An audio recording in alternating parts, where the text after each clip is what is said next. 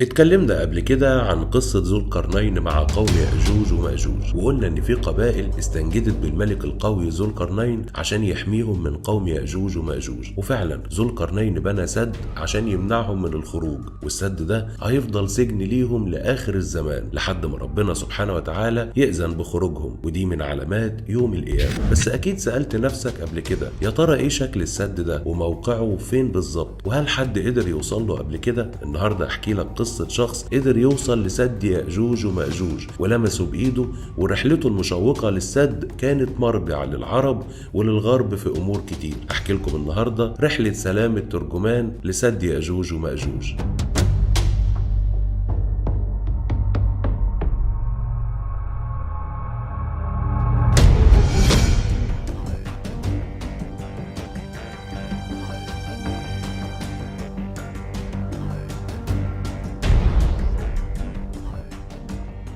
قبل ما نبدأ يا ريت نصلي على النبي عليه الصلاة والسلام، وأتمنى إنكم تساعدوا في انتشار القصة. هنرجع بالزمن لزمن الخلافة العباسية. في يوم من الأيام شاف الخليفة العباسي الواثق بالله في منامه إن سد يأجوج ومأجوج اتفتح وخرجوا منه قوم يأجوج ومأجوج وكانوا بيقتلوا الناس. فصحى الخليفة من نومه مفزوع وفضل يفكر في الحلم اللي شافه وشغل تفكيره فترة. بعدها قرر إنه يرسل بعثة لاستكشاف سد يأجوج ومأجوج عشان يتأكد من عدم خروجهم. سأل الخليفة وزراءه مين اللي يقدر يقوم بالرحلة دي، فأشار إليه الوزراء إن مفيش حد يصلح للرحلة دي غير سلام الترجمان. سلام الترجمان كان بيتكلم ب30 لغة وكان رحالة ماهر وذكي جدا. فوافق الخليفة الواثق بالله على اقتراحهم، وفي سنة 232 هجريا أمر الخليفة الواثق بالله إن يخرج سلام الترجمان في رحلة للبحث عن سد يأجوج ومأجوج ويستكشف حقيقة السد. انطلق سلام الترجمان من مدينة سمراء في العراق في بعثة استكشافية وكان معاه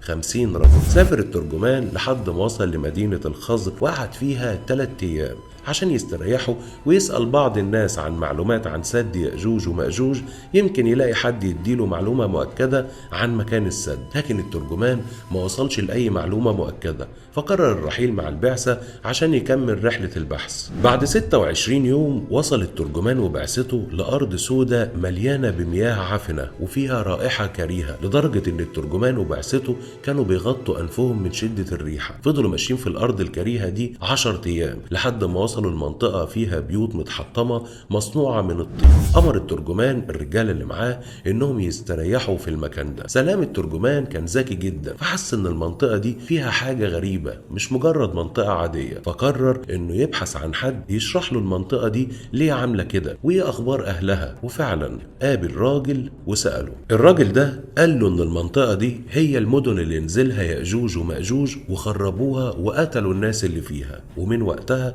محدش قدر يقرب من المنطقة دي لأنهم معتقدين إن في أسطورة بتقول إن اللي هيقرب من المنطقة دي هيفتح أبواب الرعب على نفسه وهيخرج يأجوج ومأجوج من مخبأهم. أخد الترجمان الفرقة اللي معاه وكملوا في طريقهم لحد ما وصلوا الجبل، وكان في قوم عايشين فيه وبيتكلموا بالفارسية والعربية وكانوا بيقروا القرآن الكريم. قابلهم في الطريق راجل عجوز في إيده عصاية وسألهم من أنتم؟ فرد عليه الترجمان وقال له إحنا رسل أمير المؤمنين جئنا في رحلة استكشافية. الراجل استغرب جدا هو وقومه وسألهم هل هذا الأمير شيخ أم شاب ومن أين هو؟ بص له الترجمان وقال له إنه شاب قوي من العراق في أرض تدعى سر من رأى اللي هي سمراء زمان. فالراجل العجوز قال له ما سمعناش عنها قبل كده، طب أنتم رايحين فين؟ فالترجمان قال له إحنا بنبحث عن سد يأجوج ومأجوج، هل تعرفون مكانه؟ فقال له الراجل العجوز أنا أعرفه وهدلكم على الطريق. راح الترجمان ومعاه الراجل العجوز ومعاهم 5 رجال. سافروا رحلة طويلة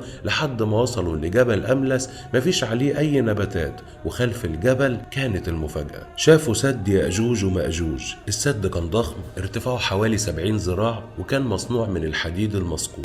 انبهر الترجمان طبعا من عظمة سد يأجوج ومأجوج وارتفاعه الشاهق، وقرر الترجمان انه يقرب من السد عشان يشوفه عن قرب. شاف باب حديد كبير مكتوب عليه فإذا جاء وعد ربي جعله دكاء وكان وعد ربي حقا. والكلام ده اللي قاله ذو القرنين المذكور في سورة الكهف. الترجمان لقى الباب مقفول جامد جدا، فضل يتحسس الباب ويقول بصوت واطي ايه اللي ممكن يحصل لو حد فتح الباب ده. فيرد عليه الراجل العجوز ويقول له يا بني، لو اجتمعت جيوش العالم كلها مش هتقدر تفتح الباب ده. الباب ده هو احدى معجزات الله، ومحدش هيقدر يفتحه غير الله سبحانه وتعالى. ويوما ما سيفتح هذا الباب في نهاية الزمان ليجوب يأجوج ومأجوج الأرض مرة أخرى. الترجمان بصله وقال له هل رأيتم أحد من قوم يأجوج ومأجوج قبل ذلك؟ رد عليه الراجل العجوز وقال له شفنا منهم جزء قبل كده، ولكن هبت ريح سوداء دخلتهم جوه السد مرة تانية، وما نعرفش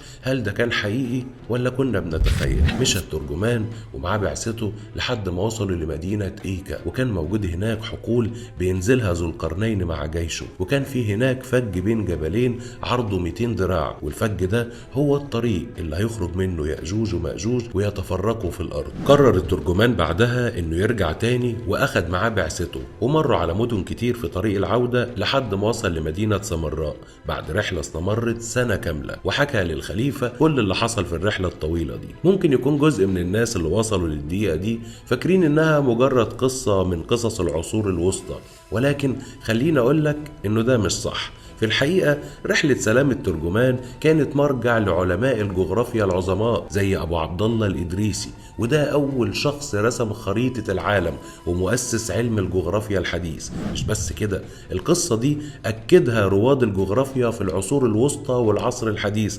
واعتبروا إن رحلة سلام الترجمان من أهم الرحلات في العصور الوسطى. عايز أقول لك كمان إن العالم الجغرافي محمود الكشغري قدر إنه يرسم خريطة العالم ووضع فيها جزء سماه أرض يأجوج ومأجوج محاط بسلسلة جبال زي ما وضح الترجمان في رحلته. ركز بقى معايا في اللي جاي. عالم الجغرافيا أبو عبد الله الإدريسي قال إن رحلة الترجمان فيها شيء غامض وبتشير لنظرية وجود عالم آخر. هفهمك إزاي. سلام الترجمان قال إنه قابل قوم على الجبل ما يعرفوش شيء عن العراق أو الخلافة العباسية، وده بيأكد نظرية واحدة، وهي إن أرض يأجوج ومأجوج منفصلة عن العالم بتاعنا ببوابة كانوا من خلالها بيدخلوا للعالم بتاعنا، لحد ما جاء ذو القرنين وردمها وأنشأ سد عشان يحبسهم ويمنع مرورهم للعالم بتاعنا، وإلا كان ذو القرنين بنى سجن مش سد. أعتقد نظرية منطقية، وده يخلينا نسأل هل في عالم تاني عايش فيه ناس غيرنا؟ الله أعلم. بس كده، يا رب ما كنش طولت عليكم وكن قدرت أحكي لكم الحكاية اللي كانت معايا النهاردة